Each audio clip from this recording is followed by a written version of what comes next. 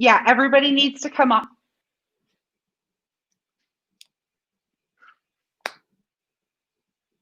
Good afternoon, Googlers, and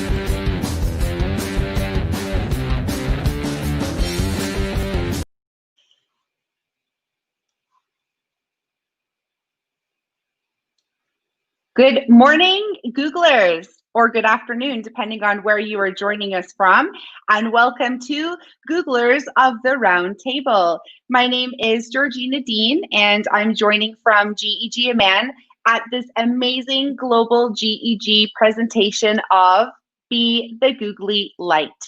So let's check who is joining today's round table. First, we have... Hello. Who is this?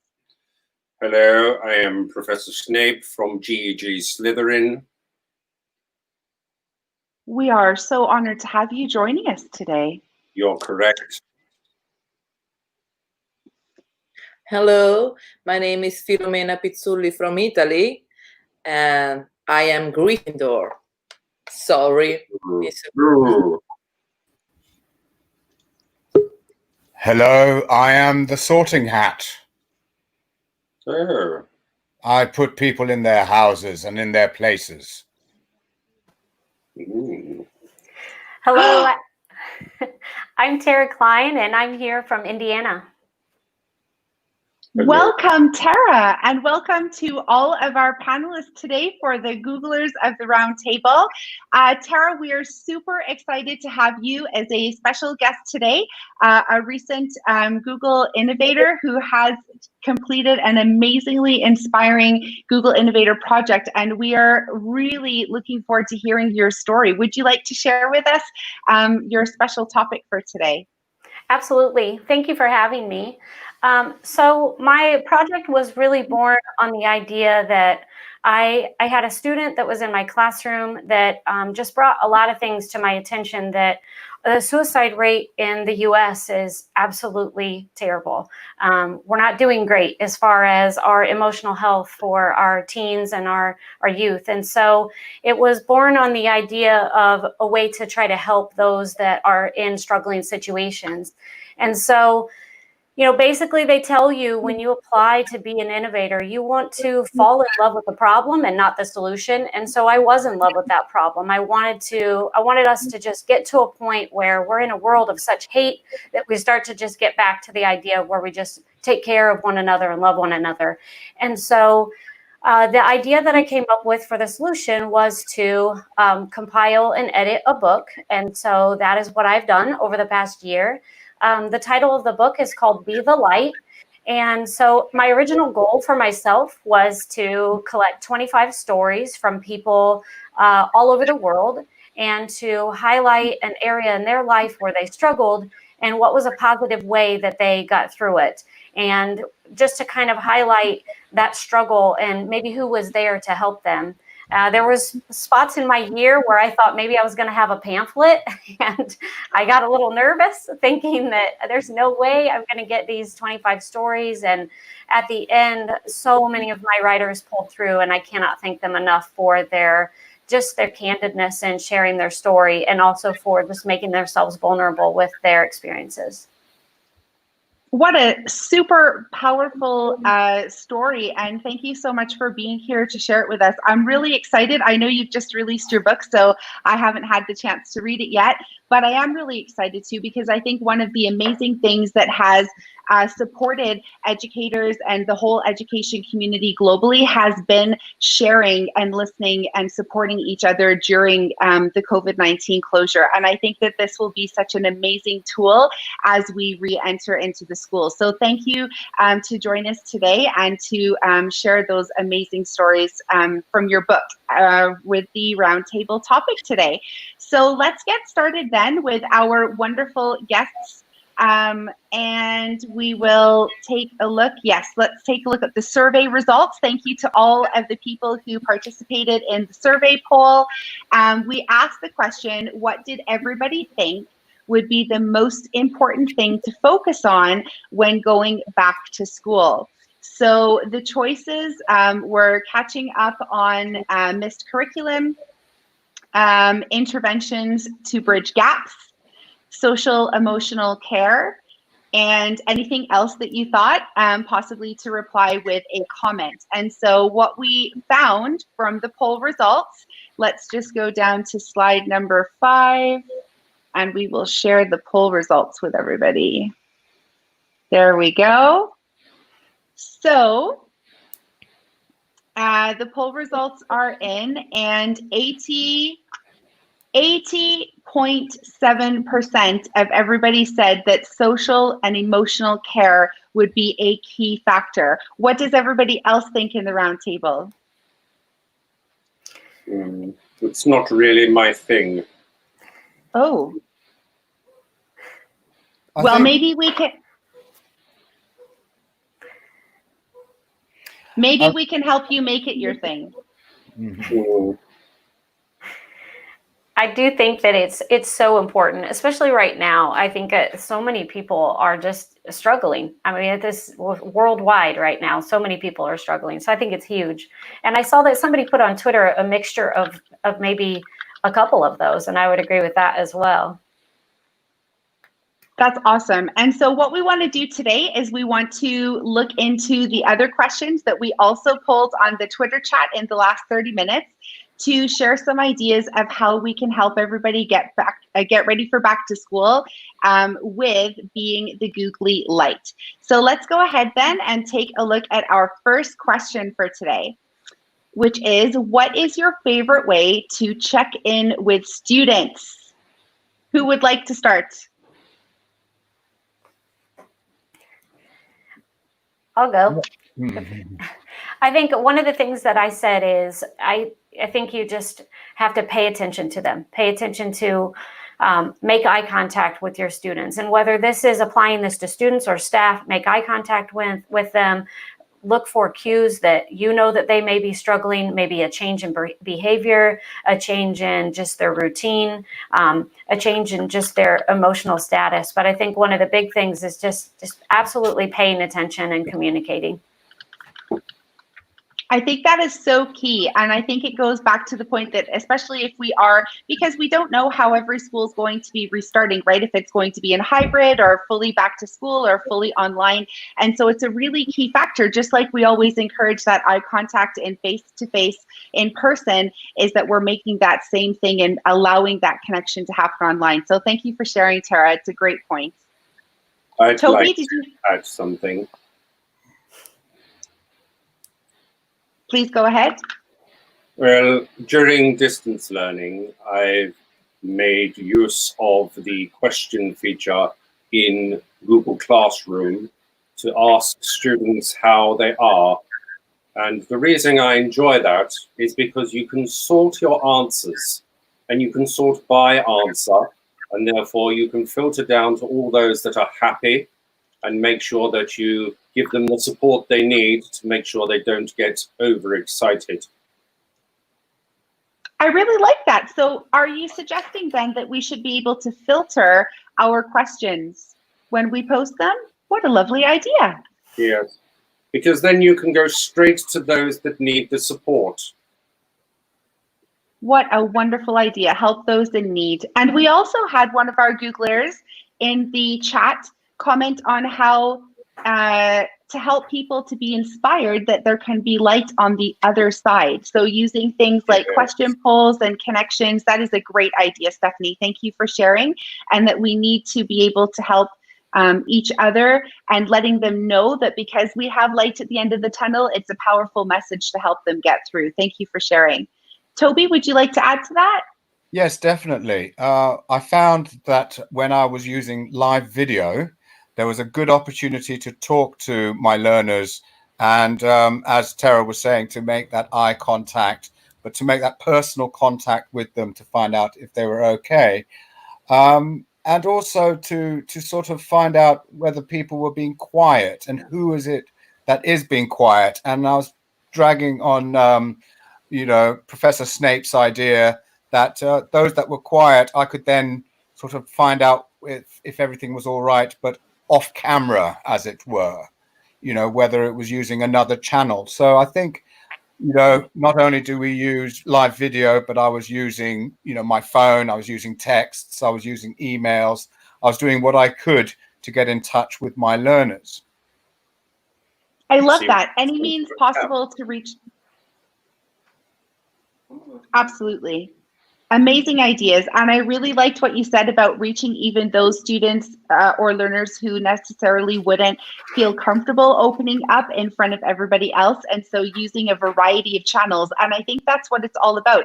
As educators, being creative innovators, we always need to find whatever way we can to reach our students. And I think that's such a powerful message, Toby. So thank you for going the extra mile to make that meaningful for your learners.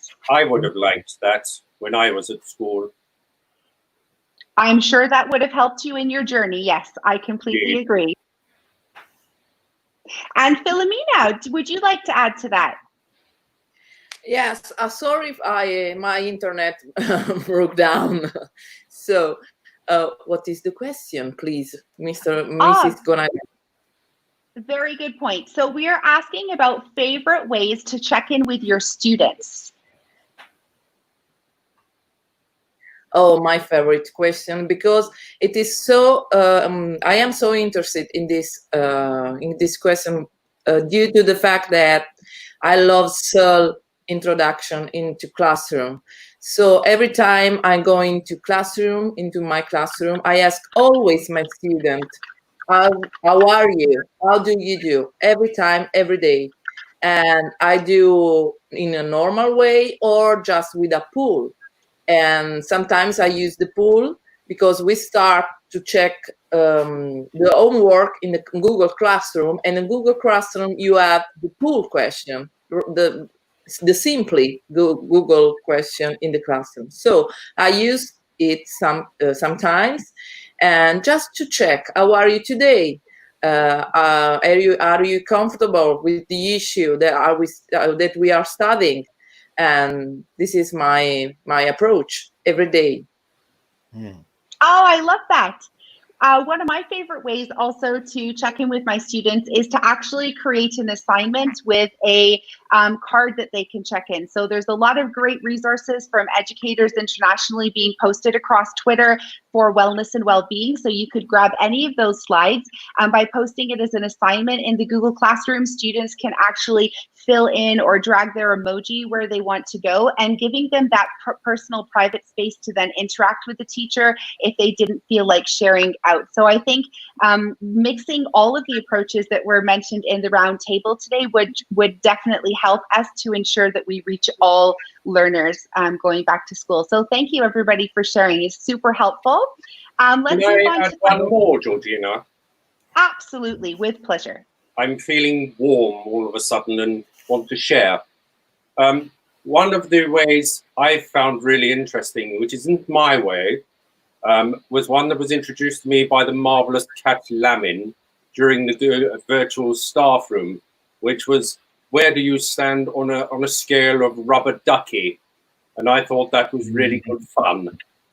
Sorry, I smiled. I apologize. It looks good on you. Shall we keep it?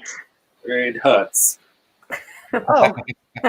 Well, we don't want to cause anybody any pain. But yes, shout out to Kat Lemon from Global GEG and GEG UK. Absolutely has helped and supported so many educators during these past months. And yeah, I actually joined in the end of that rubber ducky. So find something that's meaningful and to your students. You all know your groups of learners and you know what they like and you know what will inspire and motivate them, make them feel safe to share. And so use whatever you can. Absolutely. Thank you for adding that.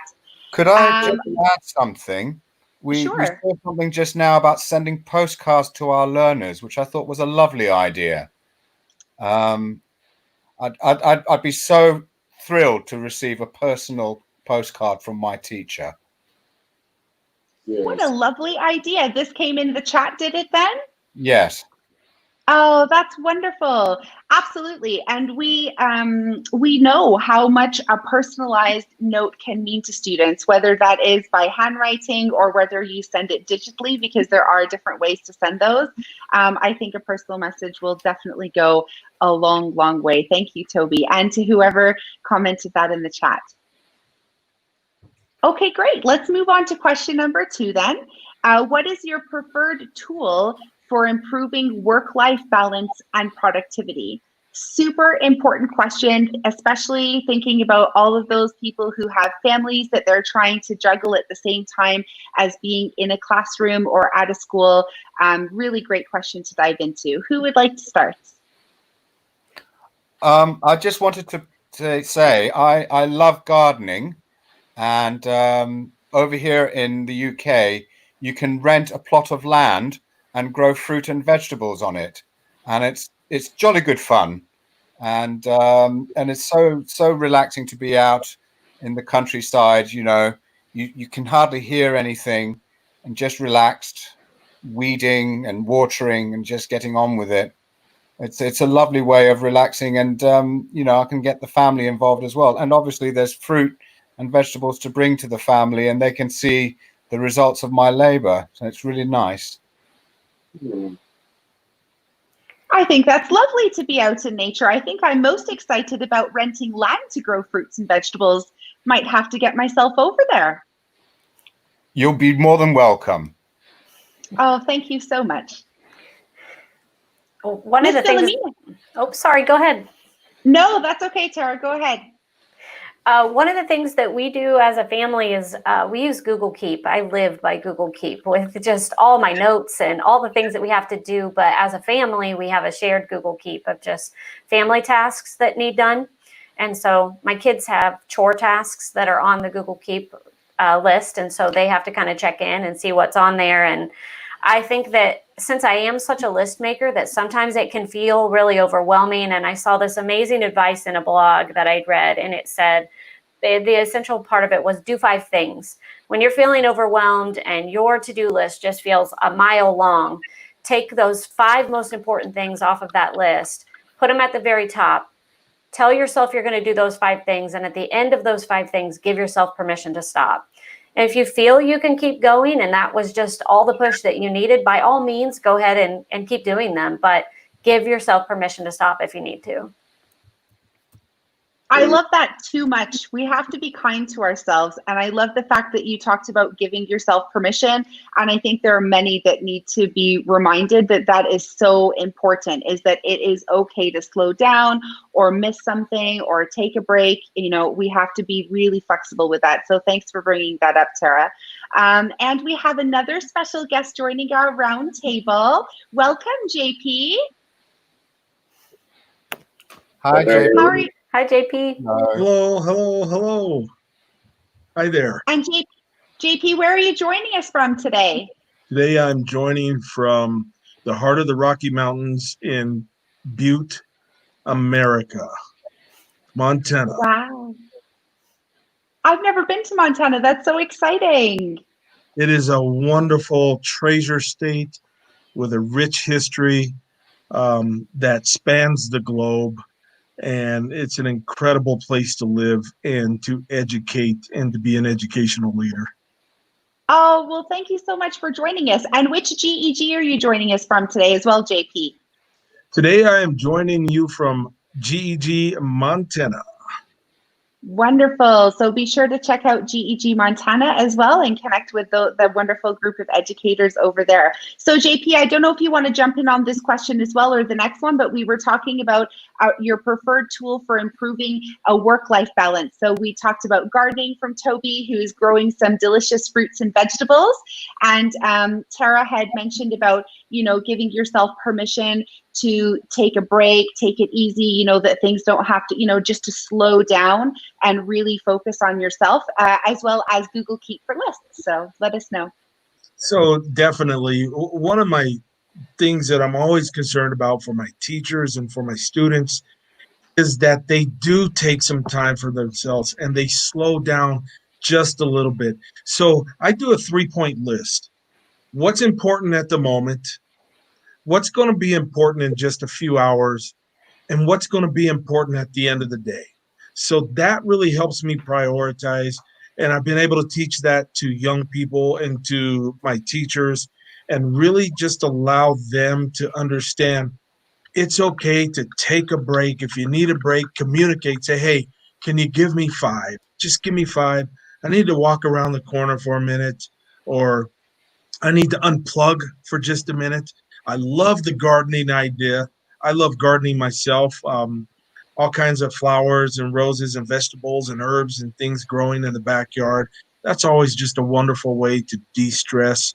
And then, of course, a great book, like the book by Miss Tara Klein. That's a great book. And then also a great Harry Potter book helps out too. So. That keys in nicely. Mr. Snape, Well, would you like to add? I'm feeling the need to share, yes, which is strange for me. I originally, when the Ministry of Magic started to phase out owls, I was slightly disturbed. However, the introduction of G-Owl has really made me more efficient. I've kept on top of my dark arts in a much more organized fashion, and I particularly like to try and work at inbox 0. And the way I do that is to archive, but also to make use of tasks, because I have a lot of things I'd like to do during the course of the day, mostly upsetting young children. So it's easy to lose track of who you've already upset and who you've still got to do. So tasks I find very useful. I recommend it. I couldn't agree more. And I'd love to hear more about this Inbox 0. So if anybody would like to share any links with our viewers, I think that could be super tremendously helpful. Thank you for sharing Inbox 0 and tasks, Mr. Snape. It's we my appreciate own it. spell. Oh, yes. Forgive me. It's in my spell book. I think Miss Philomena is trying to spell you to silence. Not the first time.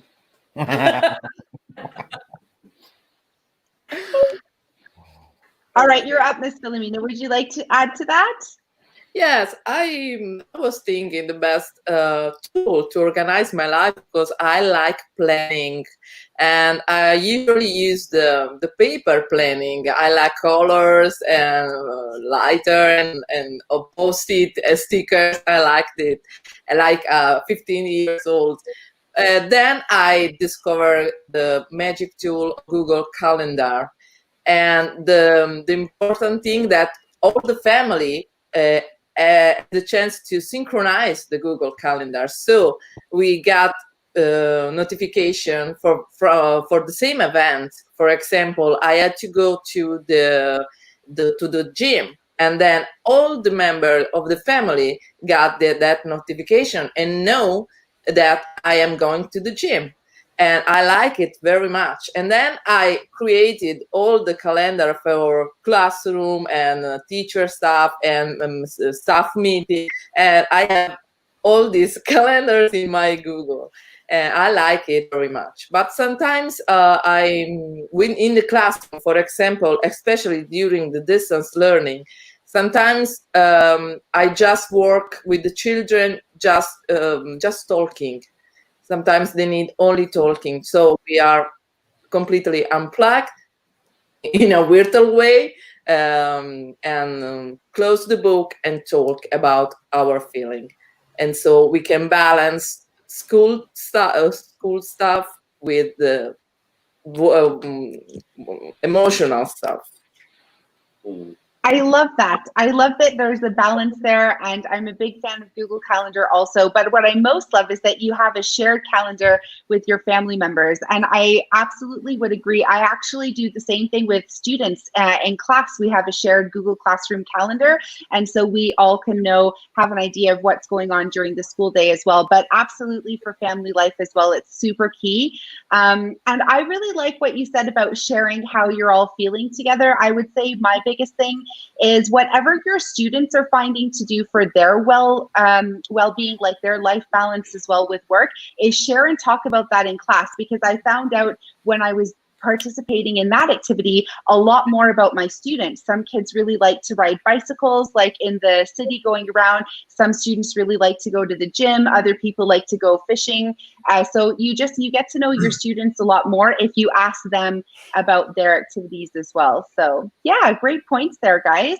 All right, let's move on to the last two questions just so that we don't run out of time, although I'm sure we could speak for days on these amazing topics.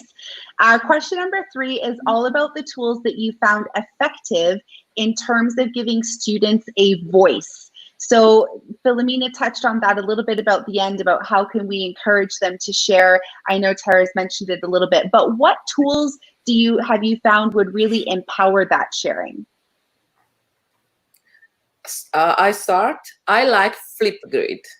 Really, I use it for book reviews, for issue reviews, for science experiments, and other things. And I like it so much because sometimes students are so involved in the YouTuber stuff. Their dream is to become a YouTuber, and so with Flipgrid they pretend to do that, and so I like this tool so much. And I think Flipgrid's gone through so many amazing feature updates to really empower creativity as well in collaboration globally. So fantastic shout out there, Philomena. Well done. Who would like to go next? I'm happy to contribute. Oh, lovely. I think it's important some pupils keep themselves to themselves. So I started using Truth Serum, but that wasn't popular with the parents. So I've been using Screencastify's Submit Beta, which allows any student to record a video and they don't need any software on their own devices. So it's very, very accessible. And it integrates really nicely with Google Classroom. Ooh, we do love a good Google Classroom integration, don't we? We do. Mr. Smith, I particularly liked what you said about being able to work, so accessibility across the devices, that it could be available for all of our learners. And I think that's also really important when thinking about having every voice be amplified. Well done, Mr. Snape. Thank you. Very critical points. JP, go ahead, please. I am always concerned about students wanting to belong. So to me, what's really important to teach teachers what to do is to listen and encourage. I think slides is a great tool for kids to put together presentations of anything they're interested in. So find what the interest of the child is and let them explore that, and then encourage and support them by just saying, oh, that looks so great. Oh, that's a great idea. I really like how you did this. Can you tell me more about that? And then the other thing I do is I bring in the human factor and let them see me fail. And I explain, today I had these failures. These are things that didn't go right, but I'm still getting through it, and you can too. So to let them understand that failure is part of the process of growth. And that is just such a powerful way to support children. I love that, JP. I agree with that 100% because that was one of the things that I had put on my Twitter response was just letting them know that they can trust you, but also being vulnerable and letting them know that you're human too. And the minute that they know that they can trust you, they know that they have an adult that's going to take care of them and be on their side. But I think it's awesome, JP. I love that. And I love you'll that. find that trust if you do share that vulnerability, because we are all vulnerable. And teachers more so than children, because we really don't want to fail. Yeah.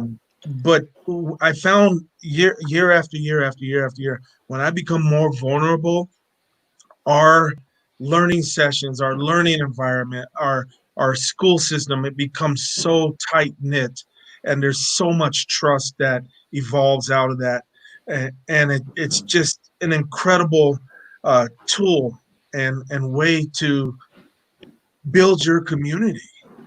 Mm-hmm. So thanks, Tara. That's great. I'm really glad you said that. No, I think we all agree. And taking a look at the chat also, JP, you got a lot of shout outs about vulnerability. Tara's in there saying fail forward is so important. And I love the fact that it's important for us to set that as an example, right? As educators who are leaders in the classroom, be okay to be failing and be okay to let them see your vulnerability, because that will also inspire them to share theirs. Stephanie's also here saying you can't expect that from students if you're not willing to do it yourself. So completely agree. So great shout out there, Toby. And it's a great point because the question is talking about tools, but it's a really important balance to understand that a tool doesn't necessarily have to be digital, and that it can be the tool, the power of voice, the power of heart, and the power of connection. So thank you, JP. It's wonderful. Amy's saying here offering choice as well, so different ways for students to be able to connect. So thank you for sharing, Amy. That's awesome. Philomena or Toby, would you like to add to that as well? Ladies first. Oh, I am JP, your words are amazing, really, because as you know, I am in the VIA cohort to 20 as a new innovator, and the social emotional learning is my key word, and I would like to focus on the feeling of the student and the teacher as well, because especially after COVID is causes a trauma for children especially, and now you have to sit down and talk to them and feel them comfortable with during the day, and not only in school. You have to be by their side always, because they are vulnerable as we are, and together we can find the right way to move on, feel always more self-confident and stronger, so I'm very agree with you. Philomena, wow, that's incredible. I was going to just comment as you were speaking. I was thinking, so there's a shift that has to occur as well. We just think of kids coming to school. Okay, let's get right into the lesson. Let's start teaching. Let's get them right to work. Let's get them busy. For younger kids, when we talk about pre-K through 8th grade, a lot of that nurturing aspect comes at home with the parent or on the ride to school. How is your morning, or what are you going to do today? We as educators now have to become nurturers, and it's okay to slow down the rigor of the instruction, our rigorous pattern. It's okay to slow that down and to ensure our children and our teachers are healthy and they're safe. And that's okay to do that. You can take 10 minutes, you can take 15 minutes. In the long run, that is going to be more important than pushing them to do 20 math problems in the next 15 minutes or reading the next 3 paragraphs. Make sure that they are okay. Yes. Yeah. Absolutely. Agreed.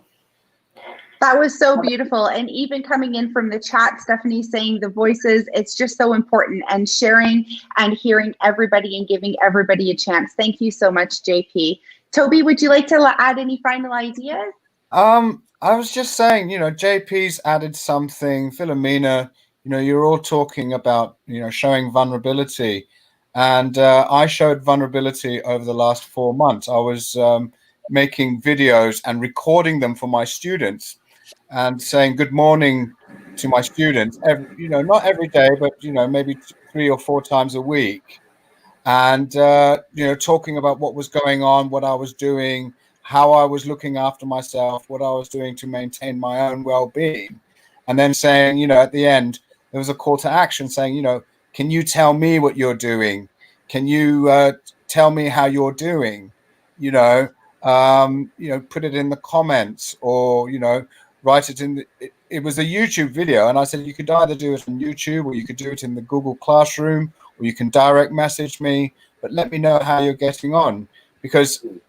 And what I'd noticed was that gradually, the views were going up and up and up. More and more people, more and more of my learners were taking interest in watching these videos and responding. And it went from, say, 20 to 30 a week to 60 a day. So, they really do respond to the personal touch from the teacher. Mm-hmm. I think that's just so important, Toby. Thank you so much for sharing, because if we are not able to connect with our students, we are not actually going to know how they're doing. And so all of the points that you mentioned and everybody else around the roundtable on question number 3 is phenomenal. So if you're joining us in the audience, please make sure you take note of those, give those a try with your students, and please, please, please connect with them on a social emotional level at the beginning of school reentry. It will just help so much. So thank you for sharing. All right, let's finish up with question 4 then. Although, as I said before, I'm sure we could talk about this for hours and days. Question number 4 is asking, how do we then ensure our own well-being? Because as Stephanie mentioned in the chat as well, in order for us to be able to support others with their well-being and wellness, obviously we need to make sure that our cup is also filling up regularly. So what are some ideas on how we can help ourselves make sure that our well-being is in check? May I? With pleasure. People may find this difficult to believe, but I actually tend to hide my insecurities with humor. And for many, many years, I've done this and realized last year that I'd reached a breaking point, and actually went to visit the doctor. He prescribed me some medication, which has helped fantastically. I went to some CBT therapy, and I started taking part in Park Run, which I found incredibly useful and almost warm in terms of the community. It's completely free, it's local, and it gives you an opportunity to get out of the house first thing in the morning and really start your day on a positive note, or sweating like an idiot in my case. So I think sport is very important, community is very important, but also being prepared to accept that you do need to speak to people and you can't cover it up. That's all I have to say on the matter. Well, Mr. Snape, it is a very powerful message you just shared, and that it is okay to reach out and get help, join communities, join support where you can feel you have a voice. And Mr. Snape, trust me, at Googlers of the Roundtable, you are always welcome and feel safe with us. Thank you. I think that's huge to kind of piggyback on that, is that for years I was embarrassed of the fact that I have anxiety, and you didn't want to admit it because you feel like you're different. You feel like something's not okay. And I found that the more that I'm open about it, that other people are in that similar situation and you can find support from one another. And I think one of the big things too, to kind of continue to answer the question with that same thing, is number one, taking care of yourself. And by taking care of yourself is setting those boundaries. And boundaries come in all different forms. Boundaries sometimes come in saying no. Maybe you can do it. Maybe you're capable of doing it, but maybe you just don't have the capacity, whether that's mental, physical, whatever that might be. Say no. And this is something I'm still working on myself, but saying no and then being okay with saying no. That can be really difficult, is to follow that up with the being okay with it. But I have found that those times that I just shut off, and my family is my everything to me. And when I take that time to shut off and just be with my family, that's when I recharge. And that could be an activity that we enjoy. And sometimes, as much as I love my family, I need to recharge and just be by myself and do something that just simply I enjoy for me. But my biggest form of growth was realizing that to not be ashamed of struggling with anxiety and to just embrace it and figure out a way to get through it. I think that is so powerful as well, and thank you so much for sharing, Tara. It is okay to have feelings of any kind, and I think that whether it's anxiety or shyness, whatever feeling that students and learners are going through, we just need to help them to make sure that it is a safe place for them to embrace and move forward. And it's the same with educators. So thank you so much for sharing your personal story with us, Tara. It's very helpful. Thank you for having me. Would anybody else like to share? Sure. JP, Sure. thanks. So I think about this question, and it's so important that, how do we ensure our own well-being? And the most important aspect of this to me, because when you're an educational leader, you become responsible to an entire community. If you have 500 kids in your school, they have 2 parents, they have grandparents, aunts, uncles, and all of a sudden you're responsible for 10 or 15,000 people in that community. And what I really do to ensure my own well-being is I like to be out and I like to see people in the community, whether it's at church or it's at the park. The school building has been empty for 5 months, and that's lonely. And that really affected me, not seeing kids in the hallway, not seeing them there on a daily basis. And so then I reflected and I thought about, well, how is this affecting teachers? Teachers we live for being there for our children. So I went back and I started looking at pictures from the yearbook. And I started seeing kids' smiles. I started seeing special moments. And to me, that was a way to ensure everything I was doing, with the difficulties and all of the stressors of just a regular job as an educator, but now you put this pandemic on top of it. That was a way for me to ensure that I was still on mission. I was still on point. It was all about the kids. It was all about the teachers and their support. And then I've just been reading some stories from Tara's website, that just these stories that are so emotional and so supportive and so human. They're human. They're sharing a piece of their own insight, and wow, it's just amazing. We're all human. Let's reconnect in that level. Let's use technology. We have the greatest level of technology ever, and we still don't know a lot about our own selves and people. So let's just connect in that sense and share that experience of humanity. It's important. Our kids need it more than ever, more than ever. You're getting a load of love in the chat there, JP. There's a lot of people feeling they can connect with you, your calming way. Andy is saying, would you like to read to his children at night? And I think it's really important.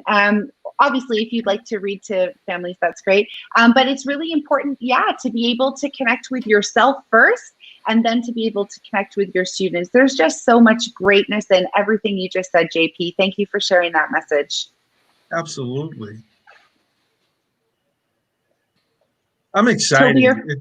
What we're doing, like this whole global GEG and all the GEG leaders and all the innovators and all of the people all around the world, what an incredible opportunity to change the future of every nation, every child, every teacher, every family. We're in an unprecedented time, and I'm so glad to be on here with everybody, especially Darren. Love the humor. Laughing, it gets me through every day. Who couldn't use a good laugh? Me. I know Darren is so appreciative. He's in the chat right now. He's trying to make some connections with Mr. Snape, trying to really help him out there. Mr. Snape, do you have any comments? I've got a strange feeling just here in my left chest for Mr. JP. He's a very calming gentleman, and I kind of feel like however bad things get with Lord Voldemort, if I listen to JP, everything will be fine. Yes. Agreed. Yes. When all feels wrong in the world, I'm calling JP. Yes.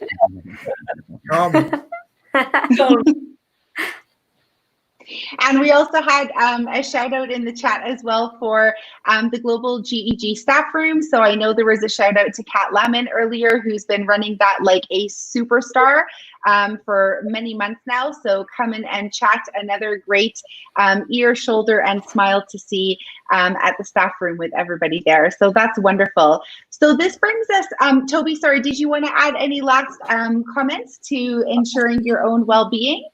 Well, you know, I feel that I wouldn't be able to. I mean, how do you finish off something that JP has just been saying? You know, except for that. Oh, we lost him. He'll be back. He will be back. I'm Snake. sure he's right. Was that your dirty dark magic? No. Yes, I think you are. Oh. He's a secret mudblood, you know. Toby is on his way back, and Okay. before he gets back, oh, there he is. Hello again. Hello. Sorry, guys, I might get cut out again, but never mind.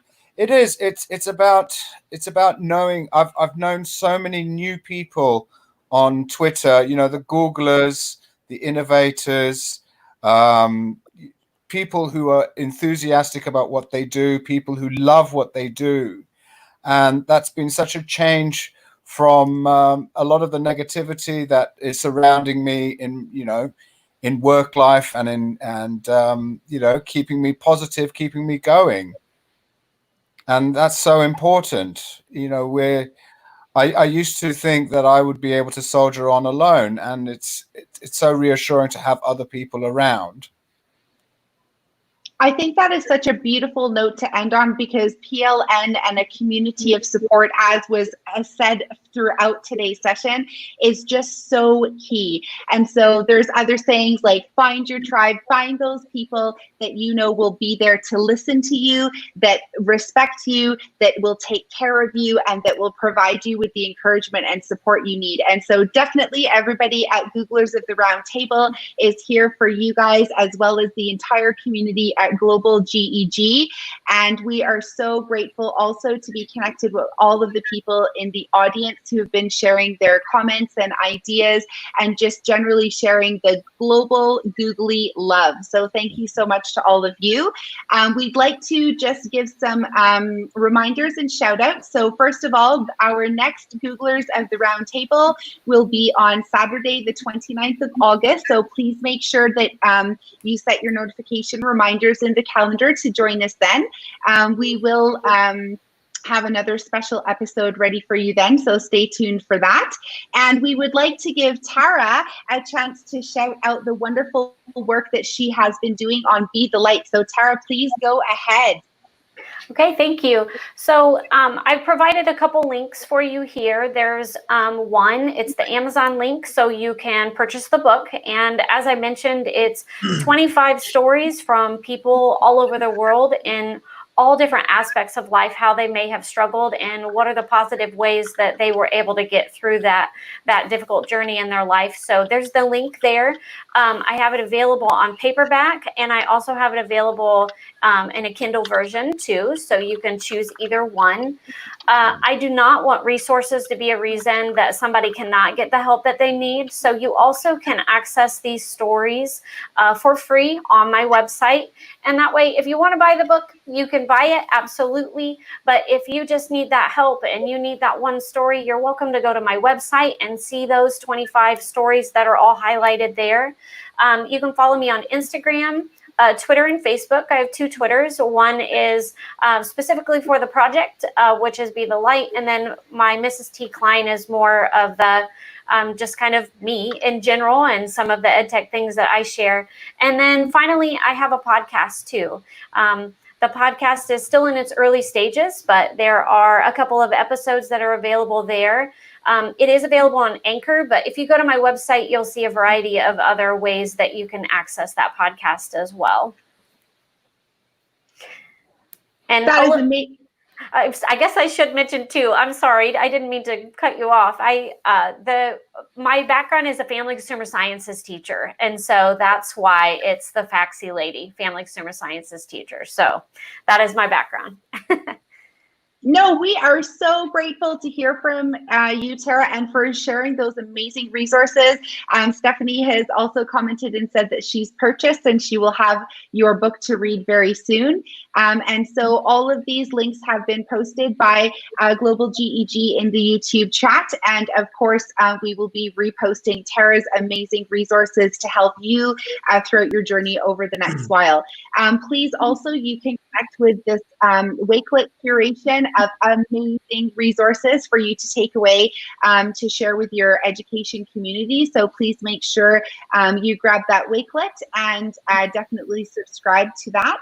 And also, shout out to from Stephanie, also very good point there, to Tara, because this is a Google Innovator project. So if any of you are interested in changing the world to support people with social emotional learning and just having their voices amplified, then definitely creating projects like this that will help the greater community will be an amazing thing. So thank you, Tara, for taking that on and for bringing that to light. We definitely appreciate you. Thank you.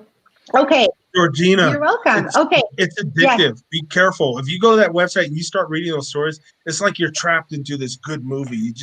You got to get some popcorn and read the stories. They're so addictive. But that's good. That's what people want. We need actual stories that are going to inspire and make people want to, share themselves. And we want to change the world, JP. So thank you for saying that, because I think that is exactly the kind of reading that we want to be caught up in, and podcasts and whatnot. So thank you, JP. That's awesome. Okay, so that brings us to the end of the session, guys. We would super appreciate it if you could please always give us feedback on today's session. Here is the link in the chat. If you could kindly take a few minutes just to give us feedback, we would greatly appreciate. And we are looking forward to seeing all of you on the 29th of August at the same time for our next Googly topic.